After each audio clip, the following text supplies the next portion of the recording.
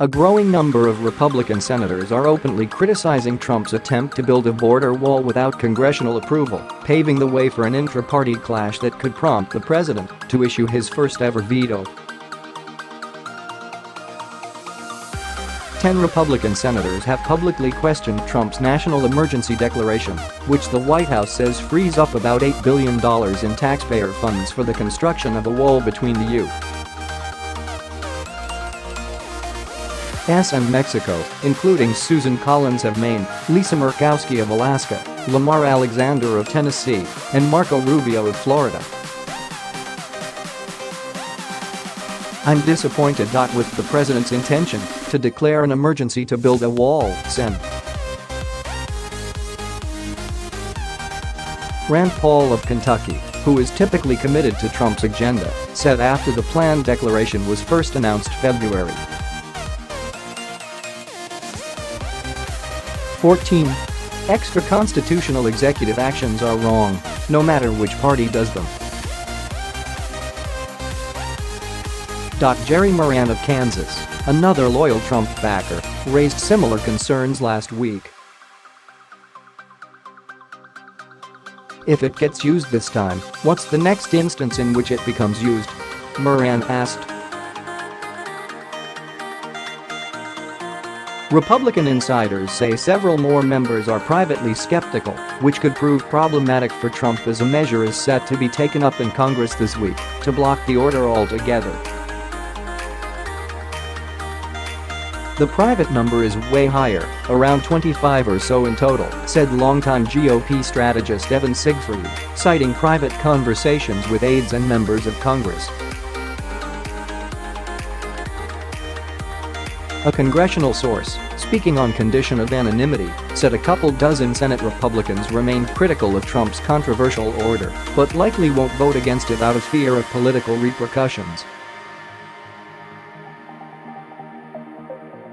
"All they can do is sigh," the source said. House Speaker Nancy Pelosi has set a Tuesday vote on a resolution to block the emergency declaration, and her democratically controlled chamber is all but certain to pass the measure and send it to the Senate.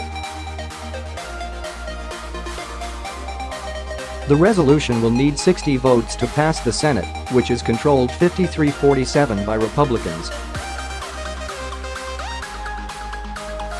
Its passage would indicate remarkable disunity within the GOP and underscore the unpopularity of the president's do-it-alone border wall edict.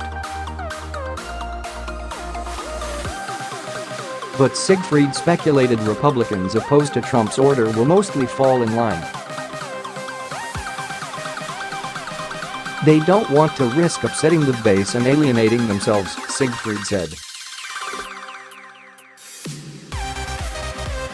"That's sort of the rule of thumb with the Republican Party now. Why go against something that will ultimately end up happening?" Should the Senate pass the block bill, Trump has vowed to issue the first veto of his presidency.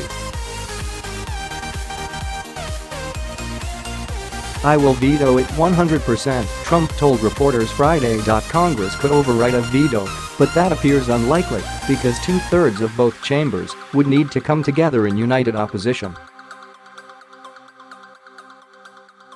However, Congress isn't the only obstacle Trump has to surmount. A litany of lawsuits, including one filed in California by 16 state attorneys general, are seeking injunctions against Trump's order.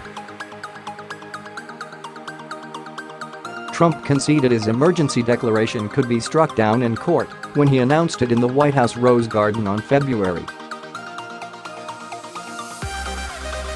15, admitting he didn't need to do this and adding he only did it because he's impatient to get the wall built.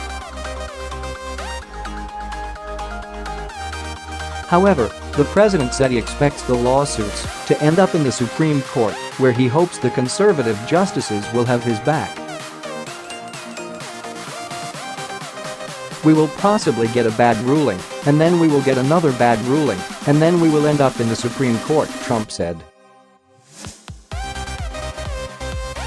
"Hopefully we will get a fair shake, and we will win in the Supreme Court."